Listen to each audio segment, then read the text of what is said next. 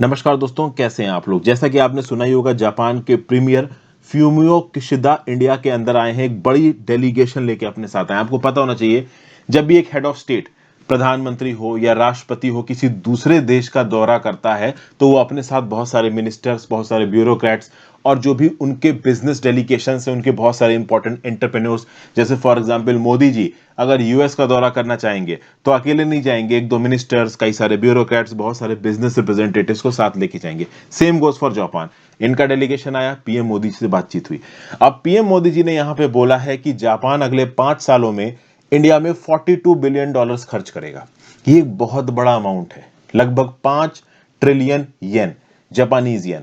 अगर इसको रुपये में कन्वर्ट किया जाए तो अभी का जो $1 ₹76 का चल रहा है, $1.76 का, तो ये $42 बिलियन हो जाएगा, लगभग ऑलमोस्ट 3,20,000 करोड़, 3,20,000 करोड़ अगले 5 साल में जापान इंडिया के अंदर इन्वेस्ट करेगा।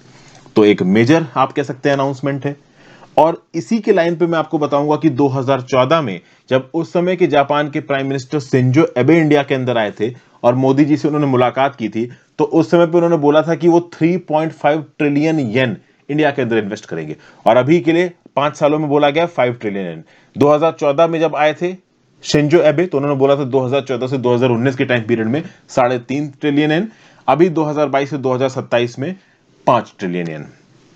अब ये पर्टिकुलर न्यूज है, अब ये सिर्फ इतनी ही न्यूज है, लेकिन इस पर्टिकुलर न्यूज के कंटेक्स्ट में जीएस पेपर 3 इंटरनेशनल रिलेशंस के रिस्पेक्ट में इंडिया जापान के रिश्तों के ऊपर बातचीत करना जरूरी है। पिछले कई सालों में जापान ने कितनी इन्वेस्टमेंट की है इंडिया के अंदर, क्या इस समय पे बायलेटरल एक्सचेंजेस चल रहे हैं, क्या बायलेटरल ट्रेड है इंडिया जापान का, इसको जानना यहां पे जरूरी है। और इसके लिए बेस्ट सोर्स क्या रहेगा, तो एक वेबसाइट है गवर्नमेंट ऑफ इंडिया की, investindia.gov.in। जैसे ही आप इस वेबसाइट पे पहुंचोगे, इसमें इंडिया जापान का एक सेक्शन दे रखा है। इस पर्टिकुलर सेक्शन में कुछ इंपॉर्टेंट इंफॉर्मेशन दी गई है। 2014 में इंडिया और जापान की जो फ्रेंडशिप थी, इसको नाम दिया गया special strategic and global partnership.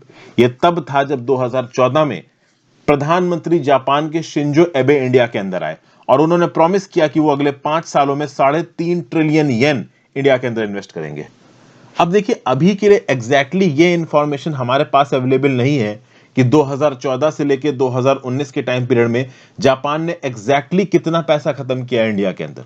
But बहरहाल अगर लेटेस्ट डाटा देखा जाए तो 2020-21 फाइनेंशियल ईयर में टोटल बायलेटरल ट्रेड इंडिया का जापान के साथ है $15.3 बिलियन, जिसमें कि इंडिया जापान को एक्सपोर्ट करता है $4.4 बिलियन के प्रोडक्ट्स और इंडिया जापान से इंपोर्ट करता है $10.9 बिलियन के प्रोडक्ट्स। इसका क्या मतलब हुआ कि हमारे इंपोर्ट्स जापान से ज्यादा हैं, हम जापान को कम सामान बेच रहे हैं, भेज रहे हैं, मतलब एक्सपोर्ट कर रहे हैं। तो इसका मतलब है कि हमारी जापान के साथ ट्रेड डेफिसिट है। बट उससे मैटर नहीं होता, मैटर यह है कि भाई जो भी इंडिया जापान का बायलेटरल ट्रेड है, हम क्या चीजें इंपोर्ट कर रहे हैं, कितनी स्ट्रेटेजिक सिग्निफिकेंस की है, जापान की जो इन्वेस्टमेंट आ रही है इंडिया के अंदर वो कितनी इंपॉर्टेंट, इसको समझने की कोशिश करते हैं। बायलेटरल और कॉमर्शियल रिलेशंस जो रहे इंडिया जापान के, उनके ऊपर एक ग्लांस डाल लेते हैं। जैसे कि डिप्लोमेटिक टाइज 1952 में स्टैब्लिश हुए थे इंडिया जापान के बीच में। बहुत सारे और यहाँ पे इंपॉर्टेंट पॉइंट्स दे रखे हैं, मैं सिर्फ इंपॉर्टेंट आपके साथ डिस्कस करूंगा। एक comprehensive economic partnership agreement sign हुआ था इंडिया और जापान के बीच में 2011 में, और 2014 में इंडिया जापान की पार्टनरशिप को बोला गया special strategic and global partnership. ये इंपॉर्टेंट पॉइंट्स हैं इंडिया जापान से रिलेटेड। अगर इंटरनेशनल रिलेशंस पोर्शन में आपसे कोई क्वेश्चन पूछ लिया जाता है या आपको कोई इंफॉर्मेशन कोट करनी है, तो ये इंफॉर्मेशन आप बेझिझक कोट कर सकते हो। फिर अक्टूबर 2018 के लगभग पे हमारे प्रधानमंत्री मोदी जी उस समय पे जापान गए और बहुत सारे मेमोरेंडम ऑफ कॉपरेशन साइन हुए, हेल्थ केयर पे, वेलनेस पे, पोस्टल सर्विसेज पे, इन्वायरमेंटल कॉपरेशन पे, फूड प्रोसेसिंग सेक्टर पे, वगैरह वगैरह। ये कुछ इंपॉर्टेंट मैं आपको बता रहा हूं पॉइंट्स इंडिया जापान के रिलेशनशिप के। फिर आप देख सकते हो कि अक्टूबर 2018 में ही India Japan digital partnership sign की गई, जब हमारे मोदी जी गए कहां पे, जापान में।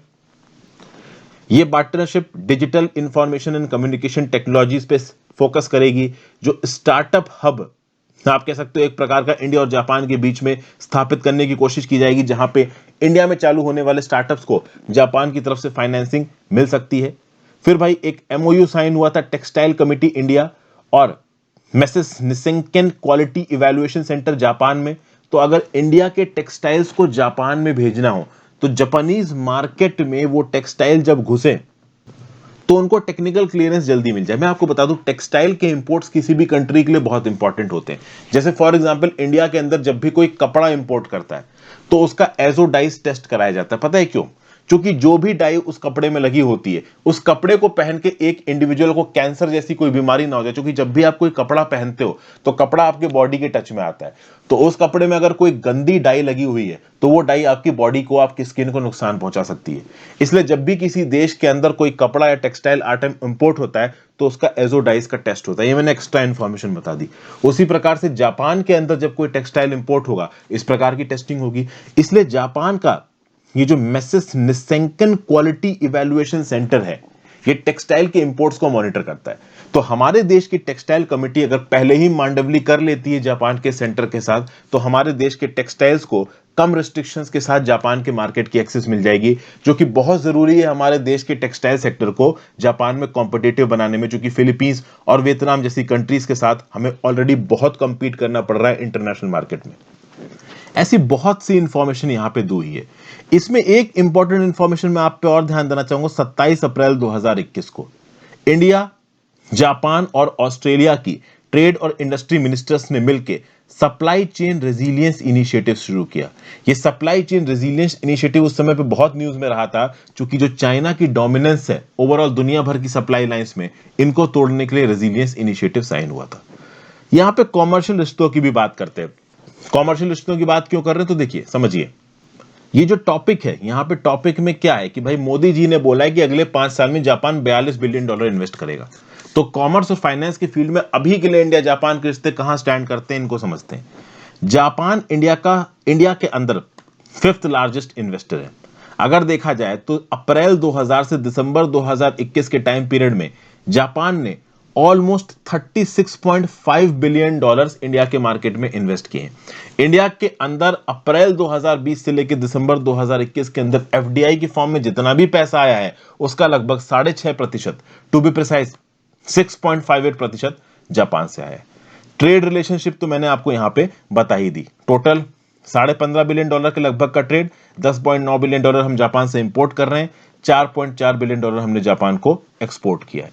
कुछ और स्टैटिस्टिक्स यहाँ पे फिगर में आपको सामने दे रखे हैं, आप चाहो तो इनको पढ़ सकते हो। वैसे तो बहुत सारे स्टैटिस्टिक्स हैं यहाँ पे, सब आपको बताना जरूरी नहीं है, काफी चीजें मैं आपको बता चुका हूं। जापान के इन्वेस्टमेंट हमें कुछ स्पेसिफिक सेक्टर्स में बहुत मदद करते हैं, जैसे ESDM sector, electronic systems design and manufacturing, medical devices sector, consumer goods, textiles, food processing, chemicals, ये सारे के सारे सनराइज सेक्टर्स हैं। और सनराइज सेक्टर में अगर जापानीज टेक्नोलॉजी इंडिया को मिलती है, नो डाउट इंडिया के लिए एक बहुत बड़ा पुश होगा ये। जापान से बेसिकली हम कौन कौन सी चीजें इंपोर्ट करते हैं, तो nuclear reactors, electrical machinery, copper, plastic, inorganic chemicals, rare earth metals, ये सब हम जापान में इंपोर्ट करते हैं, जापान से इंपोर्ट करते हैं। हम जापान को एक्सपोर्ट क्या करते हैं, तो हम mineral fuel, mineral oil, organic chemicals, fish, aquatic invertebrates, इस प्रकार की चीजें हम लोग जापान को एक्सपोर्ट करते हैं। एक और यहां पे आप कह लो जापानीज इन्वेस्टमेंट का पॉजिटिव इंपैक्ट जो इंडिया के अंदर देखने को मिला है, वो इंडिया के इंफॉर्मेशन टेक्नोलॉजी सेक्टर में देखने को मिला है। और इंफॉर्मेशन टेक्नोलॉजी सेक्टर में जो भी स्टार्टअप्स है वहां पे देखने को मिला है। 2016 से लेकर अब तक ये देखा गया है कि इंडिया के आईटी और स्टार्टअप इकोसिस्टम में जापानीज इन्वेस्टमेंट 4 गुना बढ़ी है। 2016 से लेकर अब तक, 16 से पहले जितनी आईटी और स्टार्टअप इकोसिस्टम में जापान की इन्वेस्टमेंट थी, उसके बाद से लेके अब तक 4 गुना जापान की इन्वेस्टमेंट आ चुकी है। लगभग $9.2 बिलियन जापान इंडिया के इंफॉर्मेशन टेक्नोलॉजी और स्टार्टअप इकोसिस्टम में इन्वेस्ट कर चुका है, जिसके चलते 2016 से लेके अब तक इस इन्वेस्टमेंट के चलते इंडिया के अंदर 1 लाख से ज्यादा जॉब्स क्रिएट हुई हैं। यह बताया है एक रिपोर्ट ने, जिसको रिलीज किया है नेस्कॉम ने, national association of software and services companies. तो बेसिकली ये जो मैं ओवरऑल आपको स्टैटिस्टिक्स बता रहा हूं कंक्रीट फॉर्म में, इनको एक एक पॉइंट में आप लिख सकते हो। इस पर्टिकुलर वीडियो में इंडिया जापान के जो बायलैटरल रिश्ते हैं, इंटरनेशनल फील्ड में इंडिया जापान की पार्टनरशिप का पोटेंशियल क्या है, इसके बारे में मैंने डिटेल में आपको बहुत से पॉइंट्स बता दिए हैं। अगर 7 से 8 पॉइंट्स भी आप किसी आंसर में लिख दोगे, आपको ठीक ठाक नंबर एग्जाम में मिल जाएंगे। आई होप इस प्रकार की वीडियोस आपको यूजफुल लग रही है दोस्तों। अपने व्यू पॉइंट नीचे कमेंट बॉक्स में देकर जरूर देना। इंस्टाग्राम पे फॉलो कर लीजिए, टेलीग्राम ग्रुप ज्वाइन कर लीजिए और हो सके तो ज्वाइन बटन दबा के हेल्प कर। Have a great day friends, good bye, ध्यान रखिए अपना, पढ़ते लिखते रहिए।